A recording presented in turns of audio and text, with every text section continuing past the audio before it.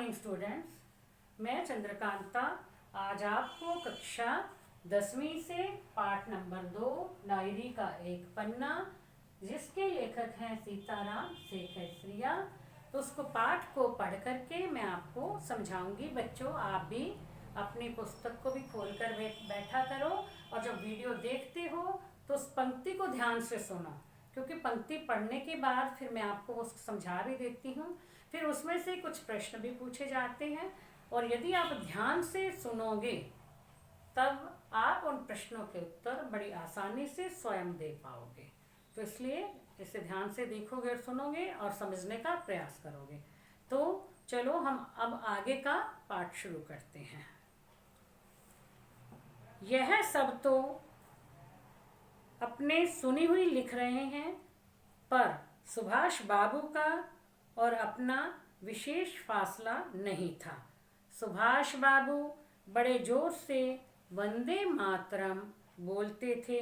वह अपनी आंख से देखा। अब जो कह रहे हैं ना, मतलब लेखक बोल रहे हैं, जो मैं लिख रहा हूँ ना, वो मैंने अपनी आंखों से देखा है और वही मैं लिख रहा हूँ और आपको बता रहा हूँ। पुलिस भयानक रूप से लाठियां चला रही थी। मतलब जुलूस जब आगे बढ़ रहा था ना, झंडा फहराने के लिए, क्योंकि मॉन्यूमेंट के नीचे झंडा फहराया जाना था, तो वहां पर लोगों को इकट्ठा होना था, ऊपर झंडा फहराना था ना, तो इसलिए जुलूस वहां बढ़ रहा था, लोग आगे जा रहे थे और पुलिस उनको आगे जाने से मना कर रही थी, वो वापस पीछे धकेल रही थी, इसलिए लाठियों से उनकी पिटाई कर रही थी। क्षितिश चटर्जी का फटा हुआ सिर देखकर तथा उसका बहता हुआ खून देखकर आंख मिच जाती थी। यानी पुलिस ने इतनी लाठियां बरसाई जिससे क्षितिश चटर्जी जो जुलूस में शामिल थे उनका सिर फट गया और उससे बहुत खून बह रहा था, जो देखा भी नहीं जाता था। इधर यह हालत हो रही थी कि और उधर स्त्रियां मॉन्यूमेंट की सीढ़ियों पर चढ़ झंडा फहरा रही थी और घोषणा पढ़ रही थी। अब इधर तो लोगों को मतलब आगे बढ़ने नहीं दिया जा रहा था, पुलिस लाठियां चला रही थी और कर रही थी, और दूसरी तरफ से स्त्रियां जो है वो मॉन्यूमेंट पर पहुंच गई। वहां जाकर के उन्होंने झंडा फहरा दिया और स्वतंत्रता की प्रतिज्ञा पढ़ दी। स्त्रियां बहुत बड़ी संख्या में पहुंच गई थी। प्राय सबके पास झंडा था। जो वॉलंटियर गए थे वे अपने स्थान से लाठियां पड़ने पर भी पीछे नहीं हट रहे थे। मतलब लाठियां खा रहे थे, उन्हें पीटा जा रहा था तो वो पिट रहे थे, लेकिन पीछे हटने को तैयार नहीं थे। इतना जुनून उनमें अपने देश के प्रति था और वो देश की आज़ादी चाहते थे। सुभाष बाबू को पकड़ लिया गया और गाड़ी में बैठाकर लाल बाजार लॉकअप में भेज दिया गया था। अब सुभाष बाबू वहाँ से पकड़े गए थे, उन्हें पकड़ करके लॉकअप में भेज दिया था। कुछ देर बाद ही स्त्रियां जुलूस बनाकर वहाँ से चली। साथ में बहुत बड़ी भीड़ इकट्ठी हो गई। बीच में पुलिस कुछ ठंडी पड़ी थी, लेकिन जब स्त्रियों का जुलूस देखा तो फिर से जो है उन्हें गुस्सा आया और उन्होंने डंडे चलाने शुरू कर दिए। अब की बार भीड़ ज़्यादा होने के कारण बहुत आदमी घायल हुए और धर्म तल्ले के मोड़ पर आकर जुलूस टूट गया। एक मोड़ था, जो नाम होते हैं ना, ये फला मोड़ है वो फला, तो वो धर्म तल्ले का मोड़ था और करीब 50-60 स्त्रियां वहीं मोड़ पर बैठ गई। पुलिस ने उनको भी पकड़ लिया और लाल बाजार भेज दिया, वहां लॉकअप में भेज दिया था स्त्रियों को भी। अब किस किस में फासला नहीं था, क्या देखा गया?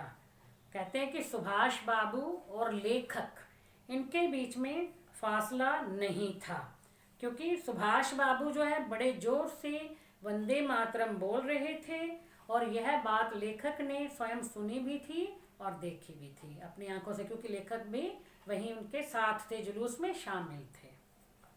पुलिस क्या कर रही थी और किसका सिर फट गया था? पुलिस बड़ी क्रूरता के साथ, निर्दयता के साथ लाठियों से लोगों को पीट रही थी। क्षितिश चटर्जी का सिर फट गया था और उसमें बहुत सा खून बह रहा था। सुभाष, अब आ जाओ, स्त्रियां क्या कर रही थी? स्त्रियां मॉन्यूमेंट की सीढ़ियों पर चढ़ करके झंडा फहरा रही थी और स्वतंत्रता की प्रतिज्ञा पढ़ रही थी। यानी बहुत सी स्त्रियां वहाँ पहुँच गई थी और सबके हाथ में झंडे थे। सुभाष बाबू के साथ क्या व्यवहार किया गया था? सुभाष बाबू को लाठियों से पीटा गया। जब फिर भी वो आगे बढ़ने से नहीं रुके तो उन्हें पकड़ करके लाल बाजार लॉकअप में भेज दिया गया। जुलूस कहाँ टूट गया, तब क्या हुआ? जब स्त्रियां जुलूस बना करके जुलूस लेकर के जा रही थी, इकट्ठी होकर के जा रही थी, तो धर्म तल्ले के मोड़ पर आकर के पुलिस ने लाठियां बरसानी शुरू कर दी थी, जिससे बहुत सी स्त्रियां जो है वहीं पर बैठ गई थी और उन्हें वहां से लाल बाजार लॉकअप में भेज दिया गया था। इस प्रकार जो है स्त्रियों का जुलूस धर्म तल्ले के मोड़ पर आकर टूट गया था। तो चलो अब आगे पढ़ते हैं। इस प्रकार करीब पौन घंटे के बाद पुलिस की लारी आई, एक गाड़ी आई और उनको लाल बाजार ले जाया गया। और भी कई आदमियों को पकड़ा गया। ब्रिजलाल गोयनका जो कई दिन से अपने साथ काम कर रहा था और दमदम जेल में भी अपने साथ था, वो भी पकड़ा गया। यानी लेखक के साथ था, वो भी पकड़ा गया। कौन था साथ में? ब्रिजलाल गोयनका। पहले तो वह झंडा लेकर वंदे मातरम बोलता हुआ मोनूमेंट की ओर इतनी जोर से दौड़ा कि अपने आप ही गिर पड़ा। अब ज़्यादा तेजी से हम दौड़ते हैं ना, भागते हैं की कोशिश करते हैं तो खुद के पैर ही लड़खड़ा जाते हैं और गिर जाते हैं। तो इसी तरह से वो भी जो है झंडा लेकर के बहुत तेज दौड़ रहा था, जिससे वो स्वयं ही गिर पड़ा और उसे एक अंग्रेजी घुड़सवार ने लाठी मारी, फिर पकड़कर कुछ दूर ले जाने के बाद छोड़ दिया। इस पर वह स्त्रियों के जुलूस में शामिल हो गया और वहां पर उसे गिरफ्तार कर लिया गया। मदालसा भी पकड़ी गई थी। उससे मालूम हुआ कि उसको थाने में भी मारा गया था। यानी जब लॉकअप में बंद किया गया था, औरतों को वहां ले जाया गया था, वहां जाकर के औरतों को भी पीटा गया था। सब मिलाकर 105 स्त्रियां पकड़ी गई थी। बाद में रात को 9 बजे सब स्त्रियों को छोड़ दिया गया था। कलकत्ता में आज तक इतनी स्त्रियां एक साथ गिरफ्तार नहीं हुई थी। करीब 8 बजे खादी भंडार आए तो कांग्रेस ऑफिस से फ़ोन आया कि यहाँ बहुत आदमी चोट खाकर आए हैं और कई की हालत गंभीर है, इनके लिए गाड़ी चाहिए। जानकी देवी के साथ वहाँ गए। बहुत लोगों को चोट लगी हुई थी।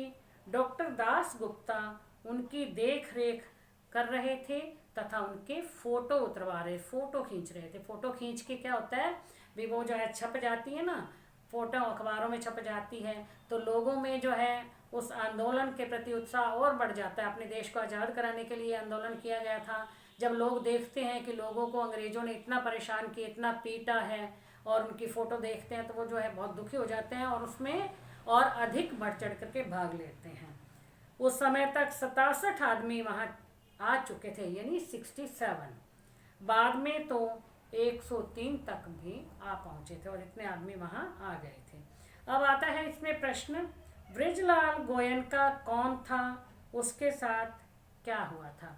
ब्रिजलाल गोयनका लेखक के साथ दमदम जेल में रह चुका था। अब उसे पकड़ लिया गया था और वह वंदे मातरम बोलता हुआ बड़ी तेजी से भागा। यानी कहाँ भागा था? मोनूमेंट की तरफ, जहाँ पर झंडा फहराना था। लेकिन वह स्वयं ही गिर गया, तेज भागने के कारण गिर गया था। तब एक अंग्रेज घुड़सवार ने उसे लाठियों से पीटा और फिर थोड़ी दूर ले जाकर के उसे छोड़ दिया था। वह 200 आदमियों का जुलूस लेकर के लाल बाजार में गया था और वहाँ गिरफ्तार कर लिया गया था। मदालसा के साथ क्या व्यवहार किया गया था? मदालसा को गिरफ्तार करके जब लॉकअप में ले जाया गया तो वहाँ पर भी उसकी पिटाई की गई थी, वहाँ उसे मारा पीटा गया था। कांग्रेस ऑफिस से क्या फ़ोन आया था? कांग्रेस ऑफिस से फ़ोन आया था कि पुलिस की लाठियों से बहुत से लोगों को चोटें लगी हैं और इनकी हालत जो है थोड़ी गंभीर है, इनके लिए गाड़ी चाहिए। डॉक्टर दास गुप्ता क्या काम कर रहे थे? डॉक्टर दास गुप्ता घायलों की देखरेख कर रहे थे और साथ में उनके फ़ोटो भी उतरवा रहे थे, फ़ोटो भी खींच रहे थे। तो बच्चों, ये गद्यांश और इसमें बनने वाले जो प्रश्न हैं उनके उत्तर आपको समझ में आ गए होंगे। तो आज के लिए इतना ही। अब इस पाठ के जो पीछे प्रश्न दिए गए हैं उनके उत्तर मैं आपको नेक्स्ट वीडियो में समझाऊंगी। Thank you.